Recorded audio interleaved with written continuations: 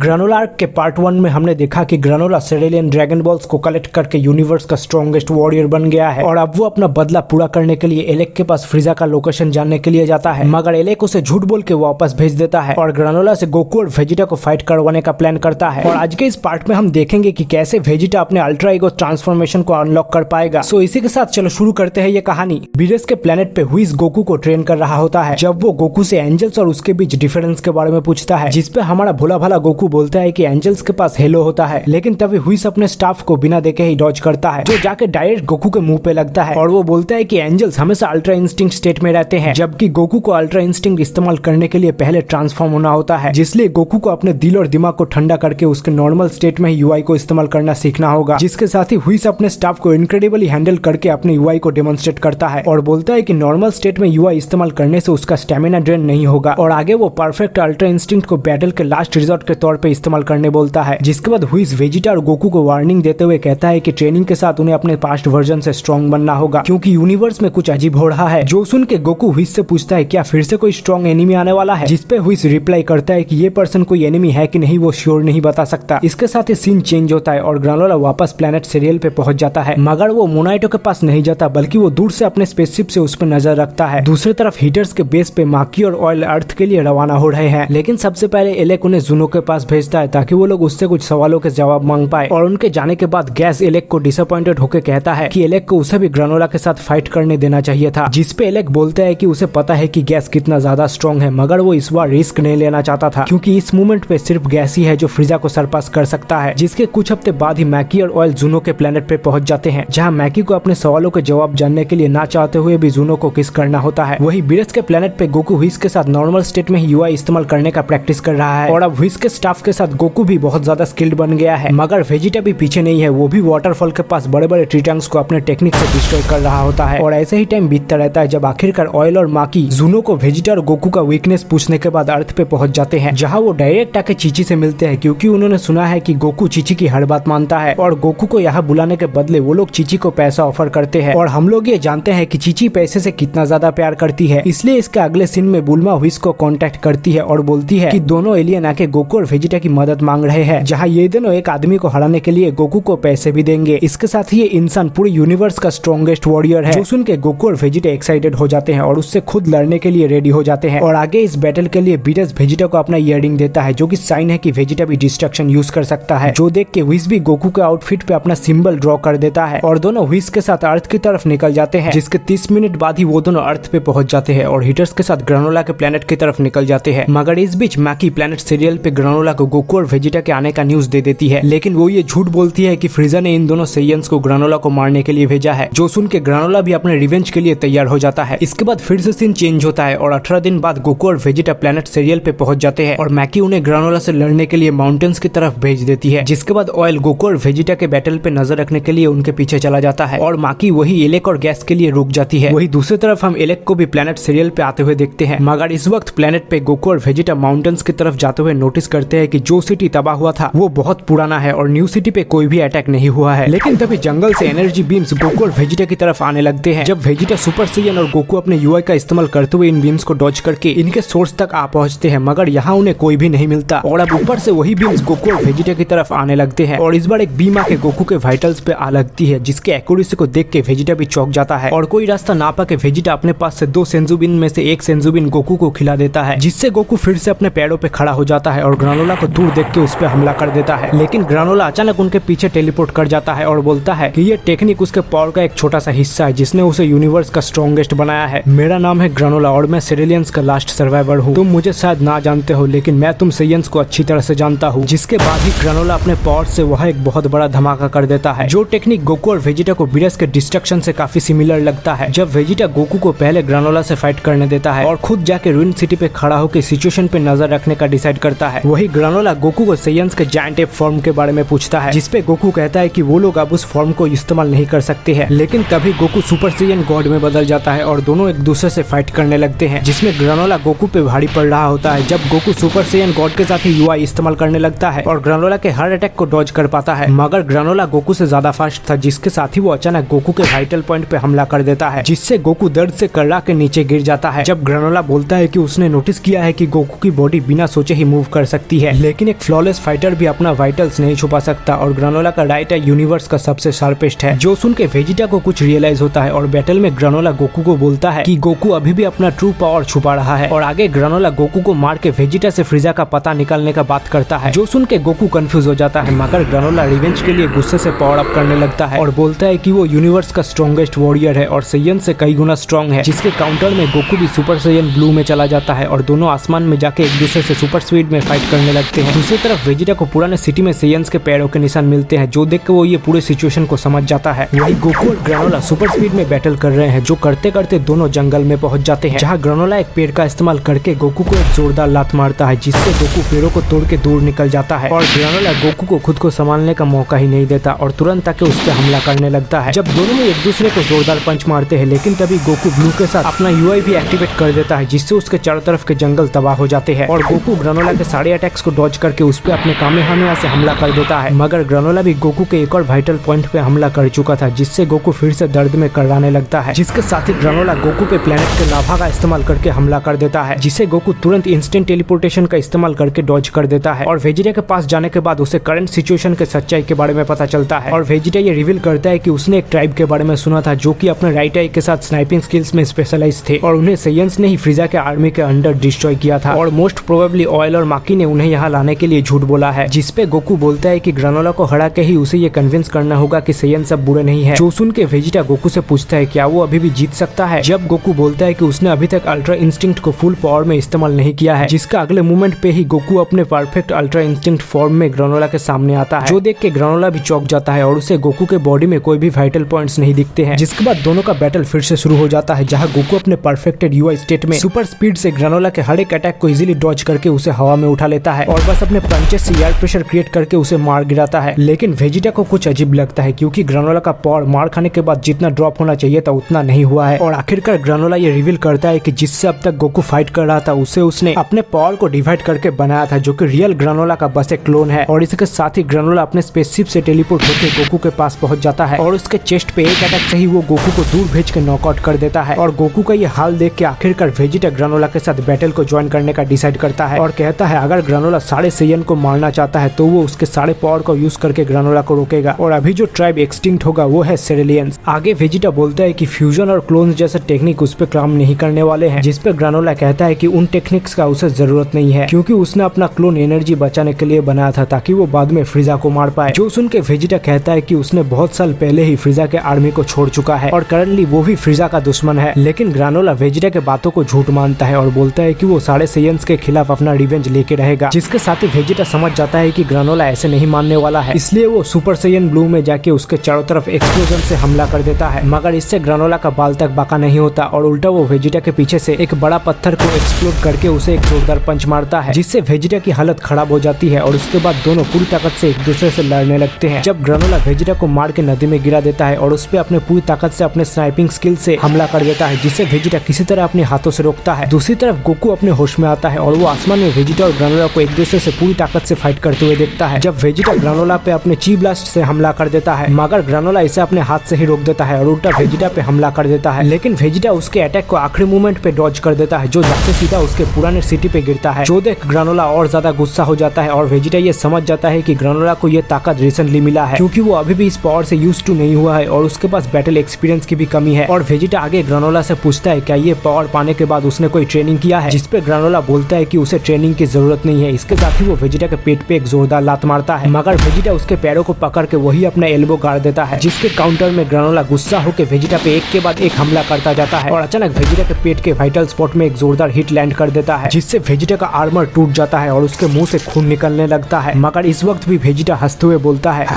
क्या मजा है, ये फीलिंग मैंने बरसों से महसूस नहीं किया है, जहाँ प्रोटेक्ट करने के लिए ना ही कोई प्लेनेट ना ही कोई लोग है। यही चीज एक बैटल क्रेश सैयन के खून को गर्म करने के लिए चाहिए। जो देख ग्रानोला डर के पीछे हट जाता है और एक पर्पल ओड़ा वेजिटा के चारों तरफ से निकलने लगता है और जिसमें से वेजिटा अपने अल्ट्रा ईगो ट्रांसफॉर्मेशन के साथ बाहर आता है और कहता है कि गॉड ऑफ डिस्ट्रक्शन ने उसे ये चीज सिखाया है कि जो पावर इंस्टिंक्ट से आता है उसका कोई लिमिट नहीं होता। और यहीं पे हमारा ग्रानोला आर्क का पार्ट 2 खत्म हो जाता है और आगे हम वेजिटा के अल्ट्रा ईगो के साथ ग्रानोला के फाइट को देखेंगे, जिसके लिए तुम्हें इस चैनल को सब्सक्राइब करना होगा।